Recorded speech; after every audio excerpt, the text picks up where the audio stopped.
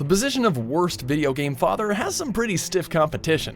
There's various dads who fall miles short of the mark. There's God of War's Kratos, who killed his own family, but he technically redeems himself in the most recent installment by becoming a dedicated father to Atreus. I mean, that's cold comfort for his dead family, but whatever. There's also Todd from Detroit Become Human, but he's so stereotypically portrayed as a terrible father that he may as well have horns and a forked tongue. It's all your fault. But BioShock's Booker DeWitt is an irredeemable character trapped in a cycle of chaos and murder he himself is unable to break. It always starts with a lighthouse. I don't understand. Fair warning, there's gonna be some major spoilers ahead.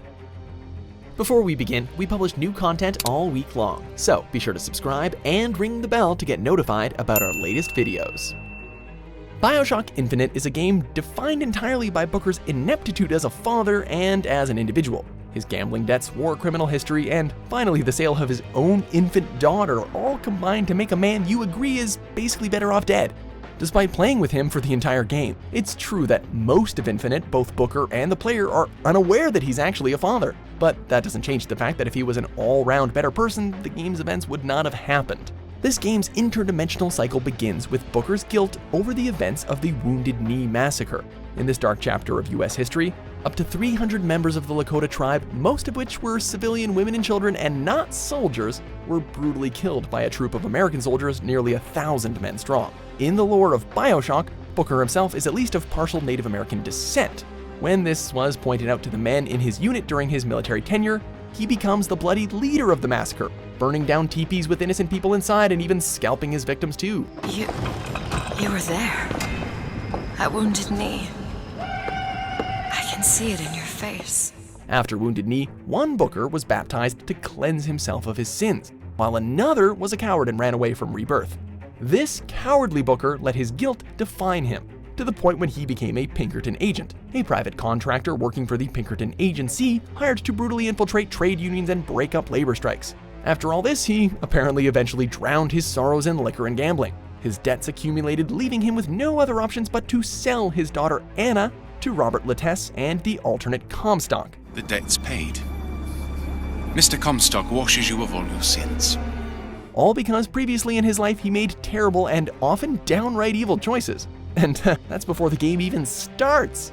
Some props may be given to him for at least regretting his choice to get rid of his only child since he goes after her. Give her back, you son of a bitch! It's ready! Go! But this ultimately does more harm than good, as it's the severing of Anna/Elizabeth's finger, which leads to her being spread across 2 different universes and gaining all sorts of dangerous quantum superpowers. Even when he can't recall that he's a father at all, let alone that he's Elizabeth's father, he still proves himself to be untrustworthy and selfish. He may rescue her and try to protect her, but all to further his own goal of wiping away his debt. You're a liar, Mr. DeWitt. And a thug. His first notable betrayal of Elizabeth is on the First Lady airship, when he promises to take her to Paris, but she realizes the coordinates are set for New York. 40 north by 74 west.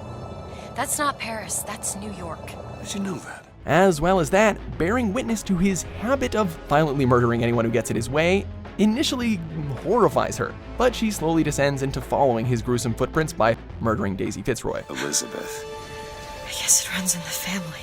And yet, Comstock, who is, by the way, an alternate reality version of DeWitt, despite being a saintly religious figure, is no better.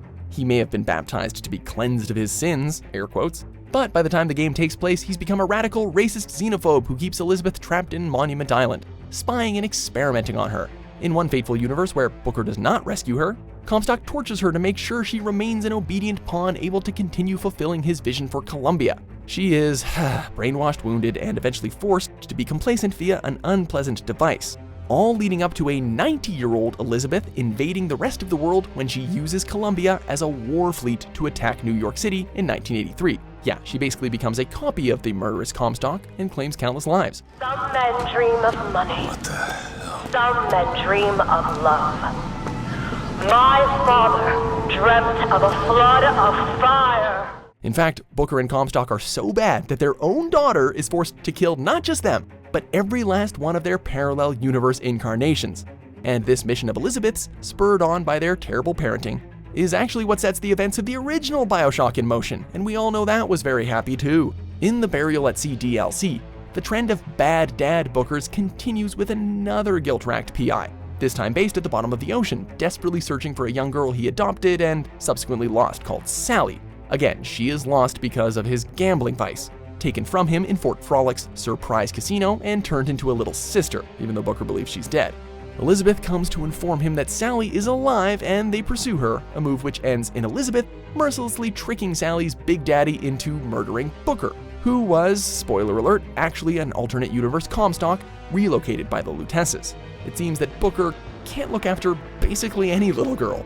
Booker proves himself countless times to be a terrible father and a terrible person, even when he tries to forget or do better. Booker's shortcomings even look worse when contrasted with the other parents in the BioShock franchise. Andrew Ryan and Sophia Lamb are certainly not model parents themselves. But Jack is the one who becomes a caring, loving father to the little sisters he saves in the good ending, which is, by the way, considered to be the canon ending, of BioShock. He grows old with the girls around him, one of which happens to be Sally, who Elizabeth gave her life protecting. What was your reward? You never said, but I think I know. A family. So Jack technically succeeds as an adoptive father, where Booker fails eternally, or should we say, infinitely. What the hell was that? I have no idea. So, if Jack, the genetically warped offspring of Andrew Ryan, can protect and cure the little sisters in BioShock's morality choice system, then Booker has basically no excuse for his terrible parenting aside from just simply being awful, which is what firmly makes Booker DeWitt the worst video game dad of all time. She wasn't yours, Comstock. I wasn't. No. Yet you had to have me, didn't you? Thanks for watching Mojo Plays. Be sure to subscribe and click on the link in the description below to check out our suggestion page and vote on what content you'd like to see us cover next.